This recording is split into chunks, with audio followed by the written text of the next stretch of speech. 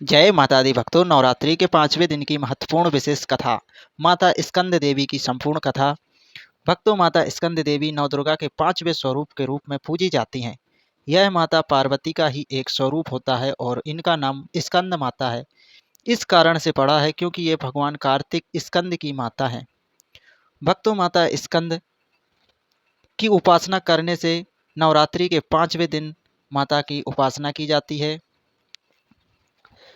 भक्तों, माता स्कंद का स्वरूप कुछ इस प्रकार से है जिसका हमें विशेष रूप से ध्यान करना चाहिए। माता स्कंद का स्वरूप अति ही दिव्य और तेजस्वी है। ये 4 भुजाओं वाली हैं। हाथ में भगवान स्कंद यानी कि कार्तिक महाराज को लिए हुए हैं, अपनी गोद में धारण किए हुए हैं। भक्तों, दूसरे हाथ में भक्तों के लिए आशीर्वाद देती हैं।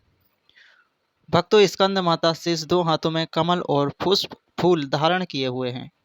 भक्तों, इनका वाहन सिंह है और एक कमल के आसन पर विराजमान रहती हैं। भक्तों, माता स्कंद की असीम कृपा पाने के लिए इनका स्मरण जरूर करना चाहिए नवरात्रि के 5वें दिन। इसीलिए इन्हें पद्मासनी देवी भी कहा जाता है, क्योंकि माता कमल के आसन पर आसीन होती हैं। भक्तों, पौराणिक कथा कुछ इस प्रकार से है जो वेदों में और पुराणों में वर्णित है। माता स्कंद एक समय तारकासुर नामक असुर ने कठोर तपस्या कर भगवान ब्रह्मा से वरदान प्राप्त किया। भक्तों, उसने मांगा कि उसकी मृत्यु केवल शिव के पुत्र के हाथों ही हो। भक्तों, चूंकि भगवान शिव वैराग्य को धारण करते हैं और विवाह से भी दूर रहते हैं, इसीलिए उस असुर ने सोचा कि भगवान शिव तो कभी विवाह करेंगे नहीं, और भगवान शिव विवाह नहीं करेंगे तो उनके पुत्र कैसे होगा। इसीलिए देवताओं को चिंता हो गई कि कोई शिव पुत्र कैसे जन्म लेगा।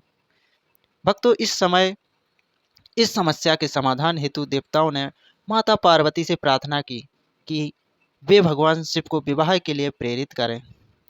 भक्त, माता स्कंद घोर तपस्या के बाद माता पार्वती को भगवान शिव का वर प्राप्त हुआ और उनसे भगवान स्कंद यानी कि कार्तिक महाराज का जन्म हुआ, जो गणेश जी के बड़े भाई के रूप में जाने जाते हैं, जिनकी 6 सिर हैं, जिन्हें षडानन भी कहते हैं। भक्तों, भगवान कार्तिक जब बड़े हुए तब उन्होंने युद्ध में तारकासुर का वध किया और देवताओं को उसके अत्याचार से मुक्ति दिलाई।